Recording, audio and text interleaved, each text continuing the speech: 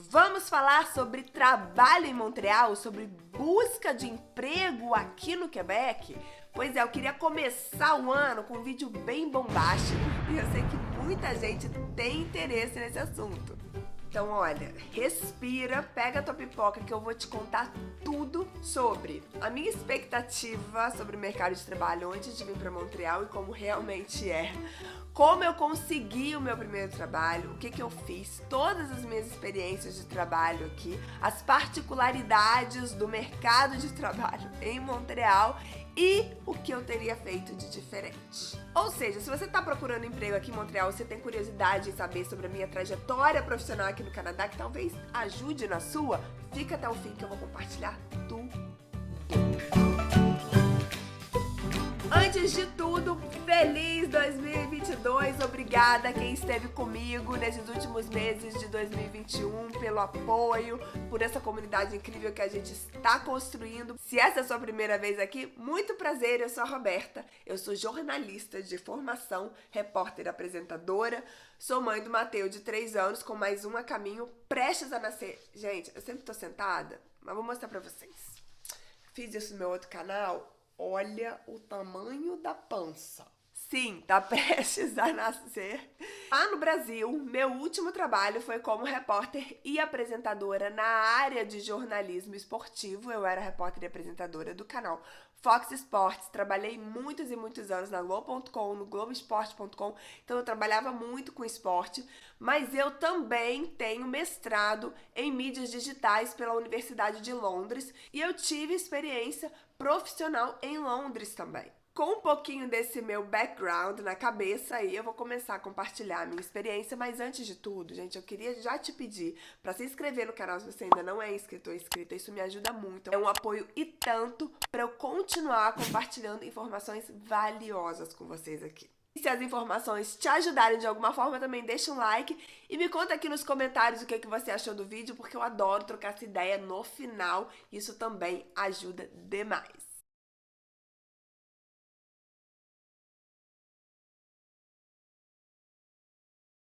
A minha expectativa era um pouco diferente porque a nossa ideia inicial não era vir para o Quebec. Não. Era ir para British Columbia, para um lugar onde as pessoas falam inglês, né? Aqui as pessoas falam francês. Eu nunca tinha estudado francês na minha vida. Eu não sabia nem falar bonjour direito. Se você quer saber mais sobre as minhas aventuras com francês, vou deixar linkado aqui na descrição um vídeo que eu contei tudo sobre isso. Então, assim, eu já tinha uma experiência internacional, meu inglês já era fluente, porque eu já tinha feito intercâmbio nos Estados Unidos, eu já tinha muita experiência na minha área e, acima de tudo, a minha profissão não é regulamentada no Canadá. Porque isso também influencia na sua busca por empregos, não é verdade? Se você é da área de saúde, por exemplo, é engenheiro, dependendo do tipo de engenharia, é advogado, claro que vai ser bem diferente a sua busca por empregos. Você vai ter que, acima de tudo, regularizar a sua situação aqui, se você não quiser mudar de carreira. Mas tudo que eu vou compartilhar aqui, mesmo se você está mudando de carreira, se você vai começar ali com um emprego mais simples, tudo que eu vou compartilhar, toda a minha experiência, vai te ajudar a ter insights e a planejar essa sua busca certamente. Só uma observação, vocês perceberam que eu tô fanha, né? Estou ligeiramente gripada, ligeiramente fanha e ligeiramente rouca. Mas estou aqui gravando o vídeo pra vocês. Antes que essa criança nasça.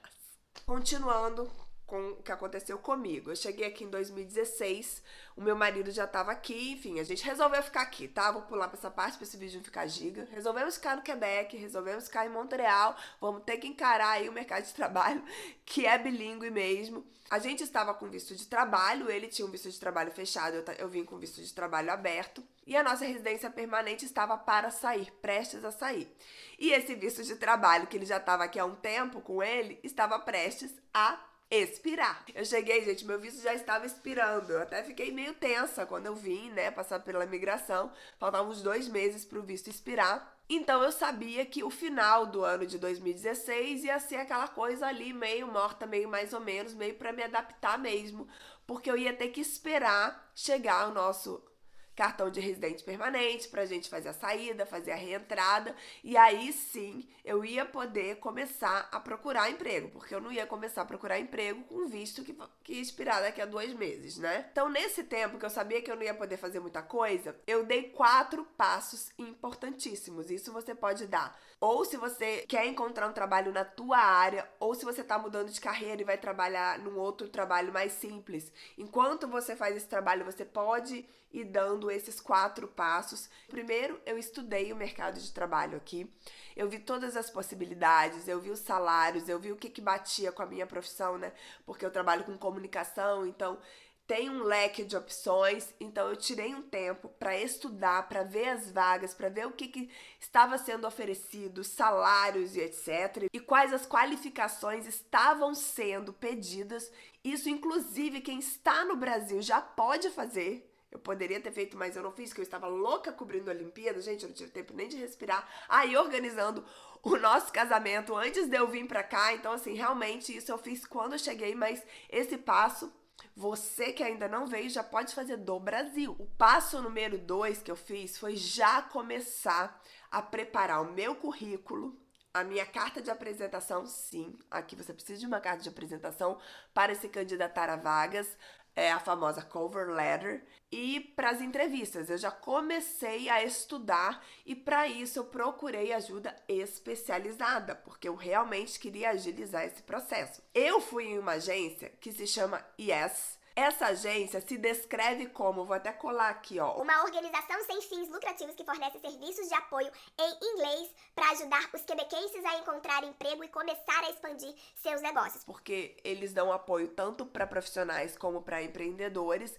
E é em inglês essa agência. Eu cheguei aqui, gente, sem falar francês, então eu procurei mais as alternativas em inglês. Mas também tem agências em francês. Se você estudou francês e se preparou em francês para vir para Montreal, tem algumas agências que oferecem praticamente os mesmos serviços em francês. Eu também vou deixar o link para essas diferentes agências, que aí depende da região que você está, aqui na descrição. Como eu disse ali, é uma organização sem fins lucrativos, né? Tem um apoio do governo ali, o suporte do governo. Então, a maioria dos serviços é gratuita. Não todos, alguns workshops você paga um preço simbólico, mas você precisa ter entre 18 e 40 anos para usar esses serviços. E lá você vai aprender detalhes sobre, por exemplo, como montar o seu currículo, que é diferente do jeito que a gente monta no Brasil. E eles ensinam várias particularidades, como, por exemplo, você precisa fazer um currículo para cada vaga, ou não fazer do zero, mas adaptar, né, seu currículo para cada vaga que você vai aplicar. Você precisa olhar as palavras-chave daquela vaga e precisa colocar no seu currículo, porque uma coisa que eu não sabia é que muitas empresas fazem essa primeira triagem automaticamente com o computador. Então, eles vão lá e batem as palavras-chave, as habilidades que eles querem das pessoas, dessa forma automática. Então, se você não tiver nenhuma das palavras-chave no seu currículo, nada do que eles pediram, eles já descartam, sem nenhum ser humano ler o seu currículo, entendeu? Então, esses detalhezinhos a gente aprende lá, a fazer a cover letter, a deixar o seu LinkedIn prontinho para que os recrutadores também possam te encontrar, porque aqui sim as pessoas usam o LinkedIn muito mais do que o Brasil. Não é a melhor forma de encontrar emprego, não. Eu tenho outras dicas, tá? Que eu vou compartilhar aqui ao longo do vídeo, mas pode ser que aconteça. Eu tive recrutadores entrando em contato comigo pelo LinkedIn, sim, poucos, mas tive. E eles também te preparam para entrevista, que eu achei o máximo, né? Esse foi o passo 2. Tá? Agora, o passo 3 foi o networking. Gente, que eu acho um passo importantíssimo, mas pouca gente sabe como fazer da maneira mais eficiente. Então, assim, como eu fiz o meu networking de forma a não perturbar ninguém, de forma a facilitar com que pessoas pudessem me ajudar. E também, na medida do possível, que pudesse haver uma troca, que eu também pudesse agregar para aquela pessoa. Primeiramente, quando eu bati o martelo, estou indo para Montreal, eu comecei a falar para todo mundo que eu tinha possibilidade. Os meus colegas de trabalho no Fox Sports Brasil, para os meus amigos, familiares, todo mundo. E todo mundo todo mundo que me ofereceu, falou assim, eu conheço fulano em Montreal, vou te colocar em contato, eu aceitei. E aí, obviamente, eu dei continuidade a esses contatos, eu tomei a iniciativa, né? Uma vez que a pessoa fez a ponte, eu tomei a iniciativa de continuar esse contato, sempre respeitando o tempo da pessoa. E pra mim, o que significa respeitar o tempo da pessoa? Eu não ficava importunando aquela pessoa e eu fazia muito bem o meu dever de casa, né? Eu pesquisei bastante sobre a área que eu queria, sobre o que eu queria saber. Então, tudo que o Google poderia me responder, eu não ia importunar aquela pessoa perguntando aquilo. Eu ia fazer perguntas que realmente o Google não responde. E eu vou dar um exemplo aqui, que nem tem a ver com trabalho. Por exemplo, creche. Tem gente que às vezes me manda mensagem falando assim, Roberta, quanto é a creche aí em Montreal? gente, uma pesquisa rápida no Google vai te mostrar qual o valor das creches aqui em Montreal. Tanto das subvencionadas quanto das privadas. Então, isso é uma informação muito fácil de você achar no Google. Agora, se você vier e me falar assim, Roberta, pesquisei sobre as creches, vi os tipos de creche, vi que tem a creche familiar aí, que eu nunca ouvi falar no Brasil. O que você acha disso? Você já teve alguma experiência? O que as pessoas falam sobre isso aí?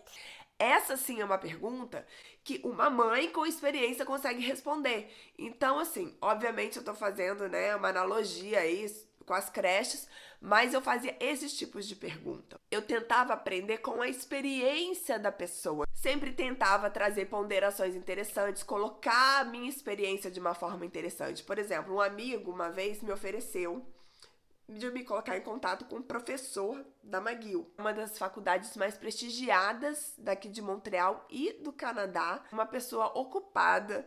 Ele conseguiu esse contato para mim, então é óbvio que eu não ia desperdiçar o tempo desse professor.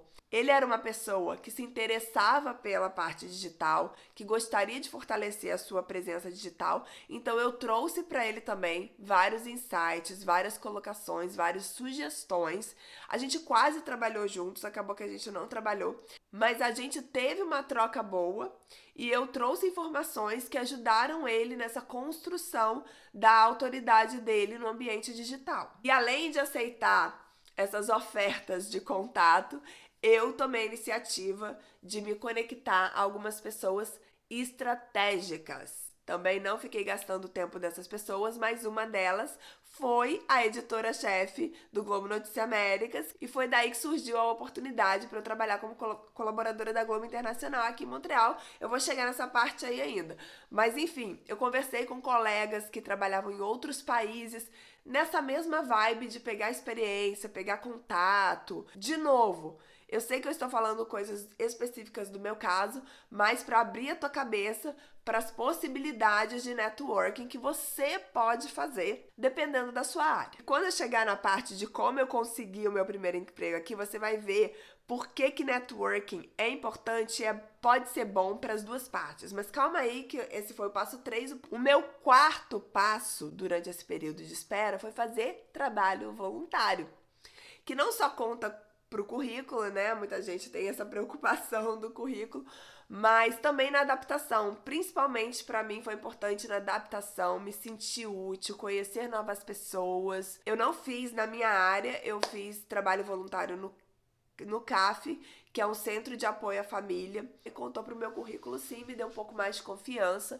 e eu recomendo. Agora, continuando minha saga, né? Eu tava fazendo tudo lá, minha documentação tava chegando, chegou tudo bonitinho, né? E a primeira oportunidade que surgiu, pra minha surpresa, foi na minha própria área, que foi trabalhar como repórter colaboradora para a Globo Internacional. Foi uma grata surpresa, porque quando eu saí da Fox, quando eu me despedi lá do Brasil, eu já tinha na cabeça que eu não ia mais trabalhar como repórter, que eu não ia mais fazer TV, porque eu não imaginei que isso fosse possível aqui em Montreal. Aliás, eu não tinha nem a ideia de fazer YouTube. Então, quando esse convite surgiu, eu aceitei de cara, foi um desafio, que eu tive que aprender a fazer muita coisa sozinha. Lá, quando eu trabalhava como repórter no Brasil, eu tinha toda uma equipe. E aqui, de repente, eu comecei a fazer tudo sozinha. Então, foram muitos aprendizados mesmo. Porém, eu queria sim ter uma experiência canadense. Eu queria sim ter colegas de trabalho aqui, né, pra expandir ainda mais a minha rede de amizades, de networking. E gente, eu tenho visão além do alcance. Eu já pensava nessa época em engravidar. Então, eu já pensava na licença maternidade. Pra mim, quanto mais renda, melhor na hora da licença, né? Quem não sabe, aqui no Canadá, a licença maternidade é de 1 ano, é paga pelo governo, mas o governo faz o cálculo baseado na sua renda dos últimos 12 meses. Então, pra mim, fazia todo sentido. E nesse momento, eu comecei a ativar toda a minha rede que eu construí naqueles meses que eu contei pra vocês, né, que eu fiquei fazendo networking, avisando que eu estava aberta a uma oportunidade de trabalho que eu queria muito e que precisava ser em inglês nesse primeiro momento, a não ser que o francês pudesse ser assim, um francês mais ou menos, porque nesse tempo todo eu estava estudando francês, eu esqueci de falar isso. Mas desde que eu cheguei aqui, a primeira coisa é estudar francês. Aqui, o quem indica também é muito importante, como no Brasil, mas de uma forma diferente. As pessoas não indicam pelo grau de proximidade ou de amizade. Eu vou explicar por quê. Geralmente, né? Pode ser que sim também, mas o que acontece? Muitas vagas, as melhores vagas, eu diria, as empresas nem divulgam. O que elas fazem? Elas divulgam internamente. E os seus funcionários que indicarem profissionais com os perfis certos para aquela vaga, eles também ganham bônus. É uma coisa muito doida. É o seguinte, tem lá, você está trabalhando numa empresa. Aí o RH solta um e-mail para todo mundo falando: olha, temos uma vaga de gerente aqui. Se você conhecer alguém com esse perfil, que seja assim, assim, assim, assim. Porque aí as pessoas já vão indicar gente que sabe sobre a cultura da empresa e tem a mesma vibe. Então, se você indica alguém pro RH, manda o currículo daquela pessoa e aquela pessoa é contratada, você ganha um valor X. Se a pessoa passa do período de teste, né, aquele período de provação que tem ali de 3 meses, ela ganha mais um valor Y. E se a pessoa continua na empresa por 1 ano, no final de 1 ano, você que indicou ainda ganha uma bolada. É assim que funciona, gente. Pode chegar a mais de $1.000 esse bônus. Não são todas as empresas que fazem isso, mas muitas empresas fazem isso. Ou seja, as melhores vagas ou elas são divulgadas internamente, ou elas vão para os sites das empresas. Para você anunciar uma vaga no LinkedIn, por exemplo, em outros mecanismos de busca de emprego, custa dinheiro. Então, às vezes, as empresas preferem fazer desse jeito do que sair anunciando em tudo quanto é lugar. E também que aí vem muito currículo e, às vezes, os currículos bem desconectados das vagas. E, dessa forma, é menos trabalho para o RH e é mais garantia de encontrar um perfil que vai casar ali com o que a empresa está precisando. Então, por isso que eu comecei a falar para todo mundo, avisei para todo mundo. Claro que eu buscava no LinkedIn, eu fiz uma lista de empresas que eu gostaria de trabalhar. E eu pesquisava nessas empresas. Eu fiz 3 entrevistas de emprego aqui. E uma delas, sabe como eu consegui essa entrevista? Eu achei a vaga, né? Não lembro como que eu achei essa vaga, pesquisando online essa vaga, eu achei online, tinha tudo a ver comigo.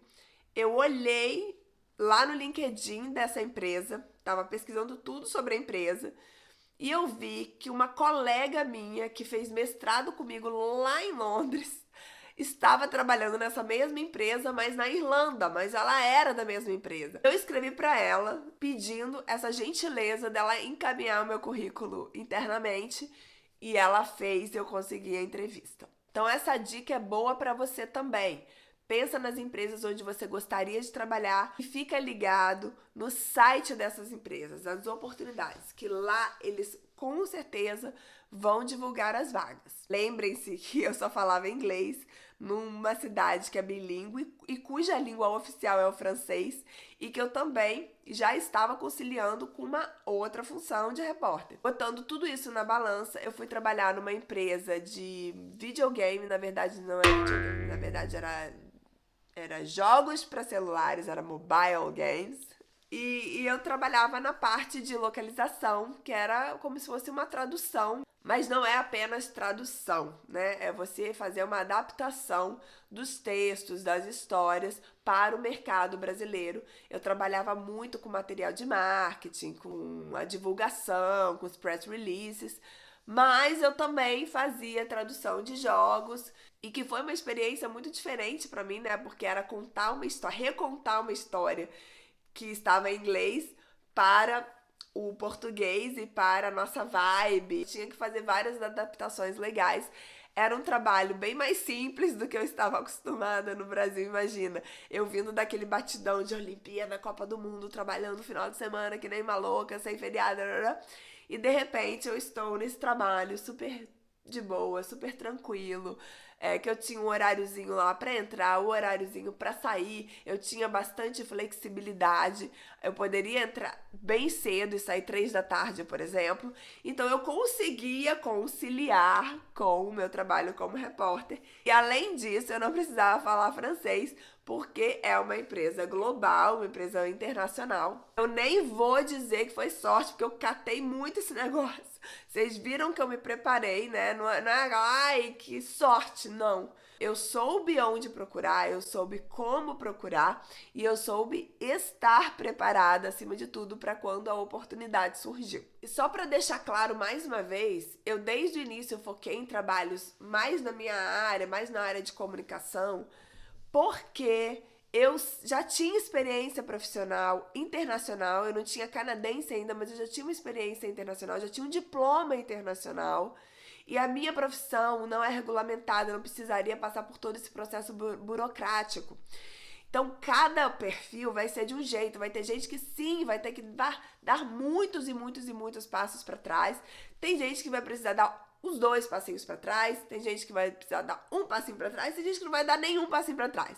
Porque tem gente que sim, vem para Montreal transferido, às vezes até promovido. Então, cada caso é um caso, como eu disse de novo, reforçando. Aqui eu tô compartilhando a minha experiência e algumas táticas que você pode adaptar pro seu perfil, tá bom? Comigo foi assim. Nesse meu contrato, né, carteira assinada, digamos assim, porque aqui não tem carteira assinada, você assina um contrato, basicamente, você não tem carteira assinada. É diferente do processo no Brasil. Foi um trabalho bem mais light do que eu estava acostumada, mas, por outro lado, o meu trabalho como colaboradora, como repórter aqui, foi uma promoção e tanto pra mim, né? Falar pra muito mais gente do mundo inteiro. E além disso, foi uma curva de aprendizado, gente, que assim, eu quase enlouqueci. Então eu precisava, né, fazer esse balanço ali, senão eu ia surtar. Quando eu estava na Gameloft, eu engravidei. Aliás, Gameloft é o nome da empresa que eu trabalhei. Vou deixar o link aqui embaixo. Gente, vou deixar o link de tudo aqui embaixo.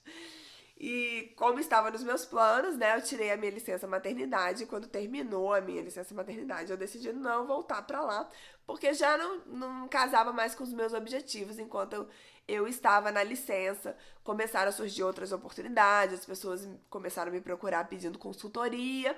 Então eu fui mais para esse lado do empreendedorismo. Nesse momento eu já estava com um canal no YouTube, que já estava crescendo, as pessoas começaram a me procurar. Foi uma coisa assim que aconteceu meio que naturalmente. E aí quando eu decidi empreender de fato, né, peguei alguns clientes aí de consultoria, o que aconteceu? Pandemia, né? Aquela coisa louca, mas no meu caso só impulsionou os meus planos porque mais gente começou a querer se posicionar nesse ambiente online, a divulgar os seus serviços, seus produtos. Então, enfim, no final deu tudo certo. E eu também tive uma proposta de emprego part-time, né? Que meu meio período, isso é algo que acontece muito aqui em Montreal. No Brasil não tem muita essa opção, né, de você trabalhar só meio período. Aqui sim, tem várias oportunidades desse jeito. Então surgiu esse meu meio período aí pra mim, um contrato de 20 horas com um projeto da área de saúde de uma das principais universidades daqui de Montreal, a McGill de novo. E eu trabalho muito com a McGill, gente, porque a McGill é anglófona, né? Então, assim, tudo bem que meu francês evoluiu. Hoje em dia eu consigo conversar em francês, trocar aquela ideia, mas não é a mesma fluência ainda do meu inglês, porque o meu inglês é o que eu mais uso aqui. Então surgiu essa oportunidade da McGill para eu trabalhar como estrategista digital lá. Metade da minha semana eu tô com eles, metade da minha semana eu continuo com os meus clientes e os meus alunos. Então tudo casou maravilhosamente, mas, de novo, nada por sorte, tudo por construir as oportunidades certas, principalmente na divulgação do meu trabalho online, que é isso que hoje eu passo pra frente para as minhas alunas. Aliás, se você quiser dar uma olhadinha sobre essa parte do meu trabalho, O link também tá aqui na descrição. Só que eu não vou encerrar o vídeo antes de contar o que eu faria diferente, né? Se eu soubesse que eu estava vindo pra Montreal desde o início, eu teria estudado muito francês. Gente, eu acho que isso aí é uma das coisas que me limitou muito. No final das contas, eu consegui driblar, mas teria sido muito mais simples se eu já tivesse vindo com francês fluente. Como eu falei lá no vídeo do francês, né, que eu falei sobre as oportunidades de emprego aqui sem francês, quem fala francês e inglês bem aqui tem acesso a toda a pizza, é porque eu usei essa analogia da pizza, né? A todas as oportunidades. Mas quem fala só uma língua ou outra tem uma fatia ou outra ali da pizza, entendeu? Então eu tive que me adaptar dessa forma. Se eu soubesse que eu viria para Montreal, se não tivesse sido um desvio de percurso, eu já teria começado a estudar, ó, há muito tempo. Basicamente, isso que eu teria feito diferente. E talvez começado alguns daqueles 4 passos que eu comentei lá, que eu fiz enquanto eu tava naquele período de espera, eu poderia ter começado no Brasil. Isso eu poderia ter feito diferentes também, mas principalmente essa questão do francês. Falei pra caramba hoje, o resto da minha voz eu acho que eu tinha, acho que já se foi agora. Deixa aqui nos comentários que comentário a gente, né, só precisa digitar, não precisa falar, então a gente pode fofocar por lá. De novo, gente, obrigada de verdade pela companhia, obrigada por estar aqui. Eu espero que essas informações estejam te ajudando. Me dá um feedback, se possível, que isso é a parte mais motivadora disso tudo. Muito, muito obrigada e a gente vai se ver no próximo vídeo. Um beijo e até lá!